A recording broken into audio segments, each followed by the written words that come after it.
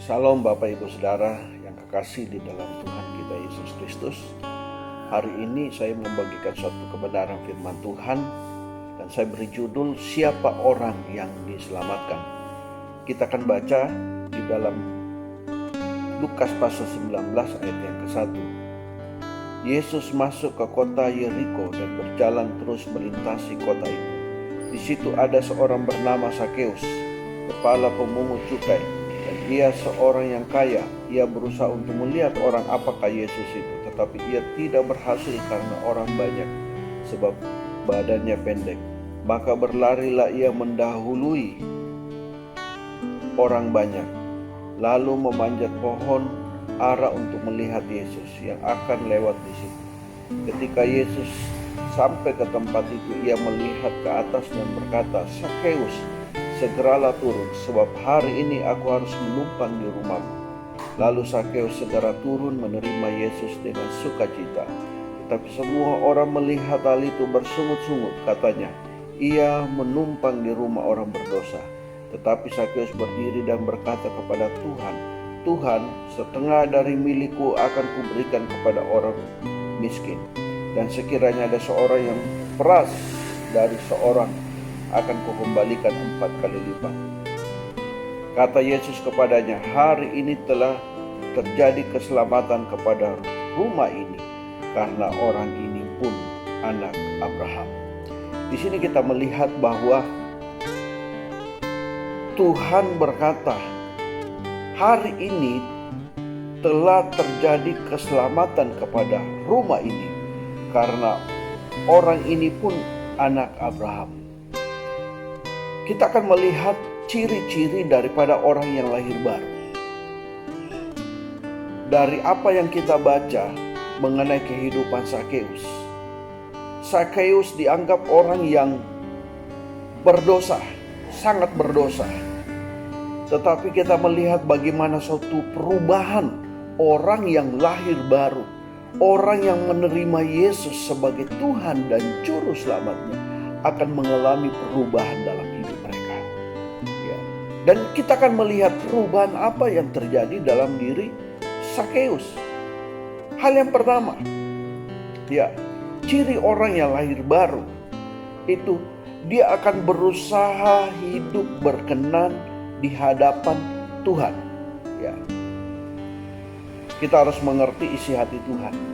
Orang yang lahir baru itu adalah orang yang mau berusaha untuk hidup berkenan di hadapan Tuhan. Ya. Dia akan berusaha untuk mengerti isi hati Tuhan. Ketika Sakeus dikatakan, Sakeus menerima Yesus, mengundang Yesus ke rumahnya. Ya. Kata menerima artinya bahwa menjadikan Yesus sebagai Tuhan.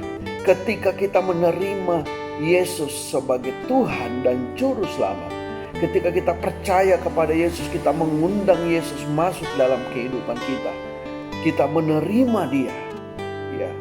Artinya apa? Bahwa kita menjadikan Yesus sebagai Tuhan dalam kehidupan kita. Sakeus menerima Yesus masuk ke rumahnya. Dan itu dianggap oleh orang-orang Yahudi pada saat itu. Seorang guru, seorang yang sangat dihormati tidak pantas makan di rumah orang berdosa. Tetapi Yesus memberikan suatu contoh teladan bahwa dia sedang mengatakan bahwa aku datang memang untuk orang berdosa, bukan untuk orang benar. Ya, ini yang dilakukan Yesus, bahwa dia mau masuk ke rumah Sakeus untuk makan bersama-sama. Ya.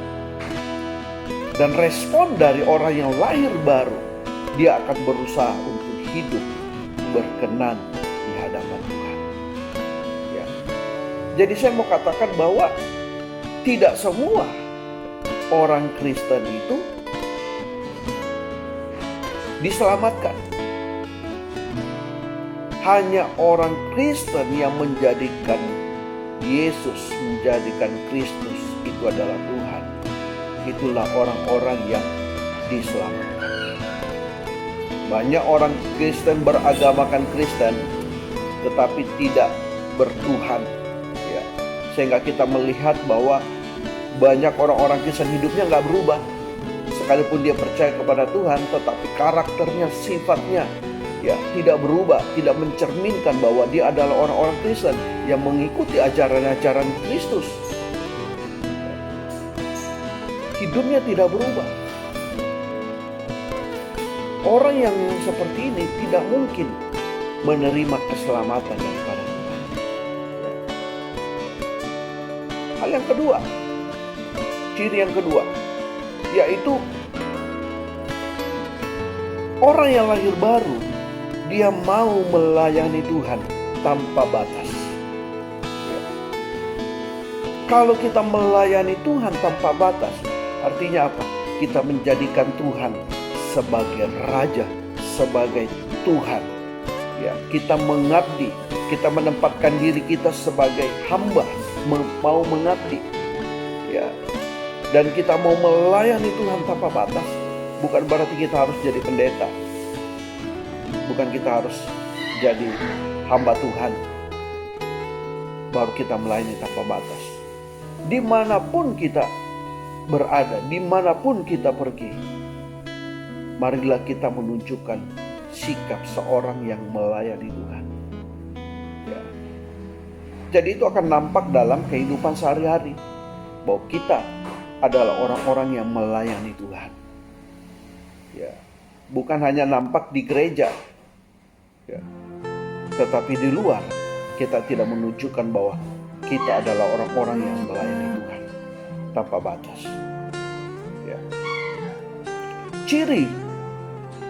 Ciri orang yang melayani Tuhan itu dia kata memberikan apa saja, mau berkorban seperti Sakeus. Ya. Karena dia sudah mengundang Yesus masuk di dalam hatinya, mengundang Yesus masuk di dalam dirinya. Otomatis ada suatu sikap yang keluar di dalam diri Sakeus. Dia mau melayani Tuhan tanpa batas. Dengan apa? Dia memberikan apa saja. Ya, dan dikatakan dia mau mengembalikan 4 kali lipat. 4 kali lipat dari apa yang dia sudah pernah lakukan. Mungkin itu pernah dia melakukan suatu pemerasan terhadap orang-orang Yahudi pada saat itu dalam memungut cukai. Dan dia katakan dia mau mengembalikan kalau sekiranya ada orang yang pernah dirugikan, ya, dia akan mengembalikan itu 4 kali lipat. Ini membuktikan bahwa ya Sakeus mau melayani Tuhan. Ya, dia meninggalkan semua hal-hal ya, yang pernah dia lakukan. Bahkan dia bertobat. Ya. Jadi inilah sikap seorang yang lahir baru. Dia akan menunjukkan bahwa dia mau melayani Tuhan. Ya, dia mau berkorban apa saja. Ya, dia mau memberikan apa saja, waktunya, uangnya, dan apa saja untuk menyenangkan hati Tuhan. Ya, untuk melayani Tuhan. Ya, ini orang yang lahir baru. Dan ciri yang ketiga adalah kita akan menyadari bahwa rumah kita di dunia ini hanya sementara. Hidup kita di dunia ini hanya sementara. Ya. Sehingga harta kekayaan bukan lagi menjadi sebuah prioritas utama dalam kehidupan kita. Bukan menjadi suatu tujuan ya utama untuk kita mencari uang, mencari kekayaan, mencari harta sebanyak-banyaknya sehingga kita melupakan Tuhan. Ya. Orang yang melupakan Tuhan karena sebuah pekerjaan ya menunjukkan bahwa dia belum menyadari kehidupan yang dia jalani adalah kehidupan yang hanya sementara. Karena tujuan utama kita adalah sorga. Ya. Itulah tujuan utama kita. Di dalam Yohanes pasal 1 ayat 4 sampai yang ke-5. Kita akan melihat di situ. Dalam Dia ada hidup, dan hidup itu adalah terang manusia. Terang itu bercahaya di dalam kegelapan, dan kegelapan itu tidak menguasainya. Ya. Dikatakan di dalam Dia ada hidup. Artinya bahwa di dalam Dia, di dalam Kristus, Dia memberikan satu kehidupan. Ya. Kita mempelajari ada dua kata kehidupan di dalam Perjanjian Baru. Yang pertama yaitu soe atau soai, ya. Yang kedua adalah bios, ya. Bios itu hidup makhluk pada umumnya. Yang kita jalani ini adalah kehidupan bios. Tetapi nanti ada satu kehidupan yang nanti setelah kita mati kita akan masuk dalam satu kehidupan yang kekal, ya. Dan Tuhan menawarkan satu kehidupan yang kekal yaitu soai, ya. Itu adalah kehidupan yang kekal, ya. Bahwa hanya di dalam Yesus ada kehidupan yang kekal. Di luar Yesus tidak ada kehidupan kekal, ya. Yang ada kematian kekal. Dan dikatakan hidup itu adalah terang manusia, ya. Artinya apa? Di dalam Yesus Tuhan memberikan satu kehidupan yang berkualitas. Ini maksudnya bahwa hidup itu adalah terang manusia. Tuhan mau kita sebagai orang-orang percaya, orang-orang yang berkualitas di dalam Tuhan.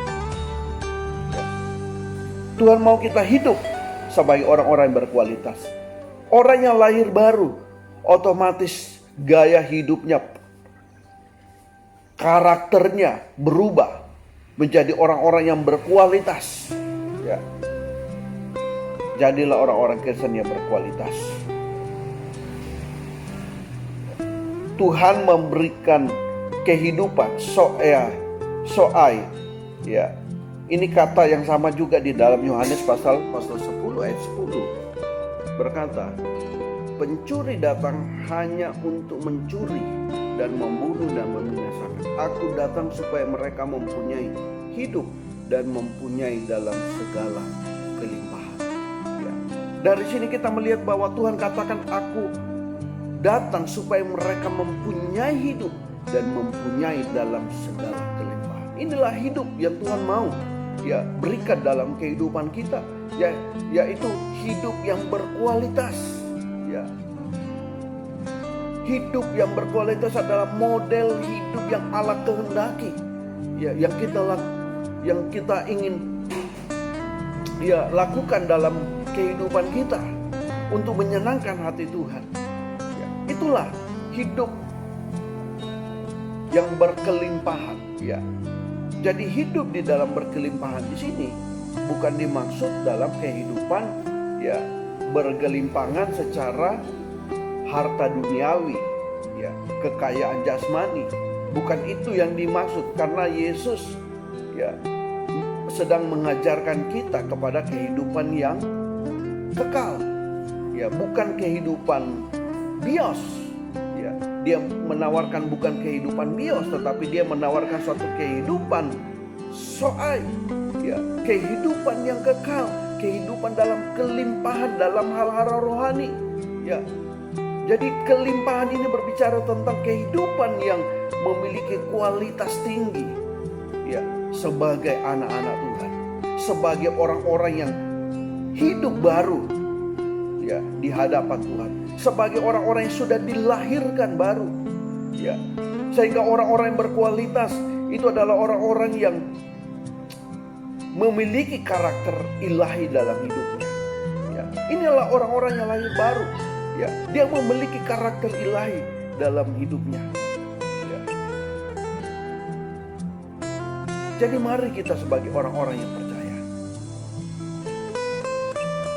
kita memiliki tiga hal ini, yaitu kita berusaha hidup berkenan di hadapan Tuhan.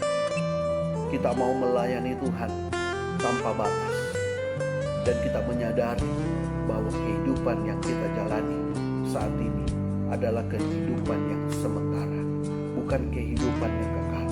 Dengan hal itu, ya, kita akan menjadikan kehidupan kita menjadi kehidupan yang berkualitas di hadapan Tuhan.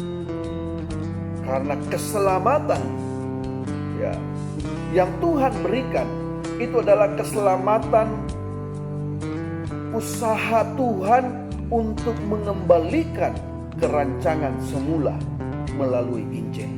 Ya, itulah keselamatan.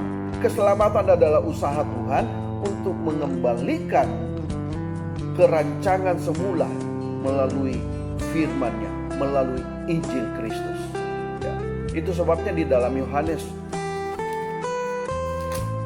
pasal yang ke-3 ayat yang ke-5, jawab Yesus, aku berkata kepadamu, sesungguhnya jika seorang tidak dilahirkan dari air dan roh, ia tidak dapat masuk ke dalam kerajaan Allah. Ya. Yesus berbicara kepada Nikodemus, dikatakan bahwa jika seseorang tidak dilahirkan dari air dan roh, ia tidak dapat masuk dalam kerajaan Allah. Ya, kerajaan Allah berbicara tentang kehidupan yang kekal. Orang harus dilahirkan dari air dan roh. Orang harus dilahirkan dari firman dan Roh Kudus. Itu bekerja sama untuk menyucikan kehidupan kita, menguduskan kehidupan kita, sehingga kita menjadikan orang-orang Kristen yang berkualitas. Itulah, ya, ciri daripada orang yang lahir baru. Ya, hidupnya berkualitas di hadapan Allah. Hanya firman dan Roh Kudus yang membentuk kehidupan kita menjadi orang-orang yang berkualitas. Biarlah hidupmu menjadi orang-orang yang berkualitas, bukan menjadi Kristen gampangan, tetapi menjadi Kristen sejati. Kristen sejati adalah orang-orang yang hidup berkualitas di hadapan Tuhan. Puji Tuhan.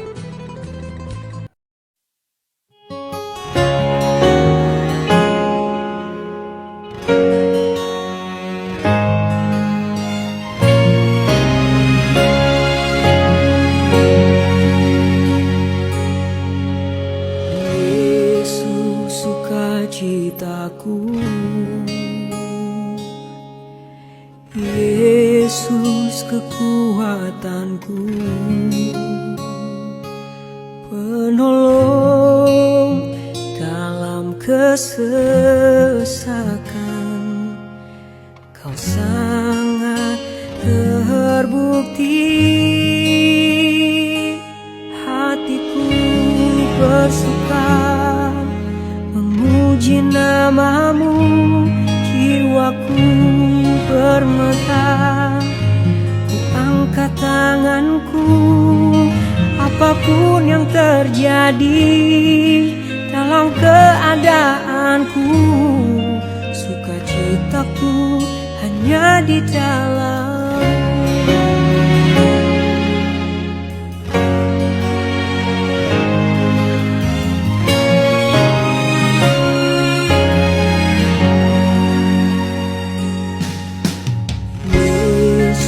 sukacitaku. Yesus kekuatanku, penolong dalam kesesakan. Kau sangat terbukti, hatiku bersuka memuji nama-Mu, jiwaku bermegah. Ku angkat tanganku, apapun yang terjadi dalam keadaanku, sukacitaku hanya di dalam-Mu.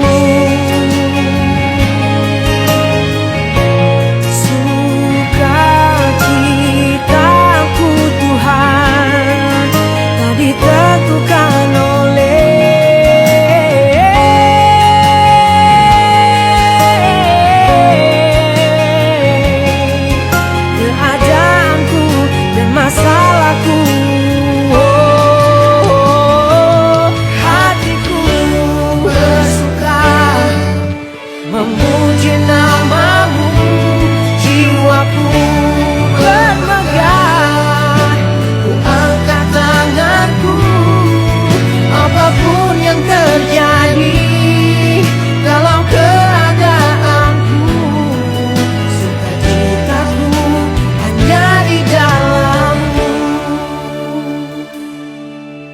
apapun yang terjadi dalam keadaanku, sukacitaku hanya di dalam-Mu.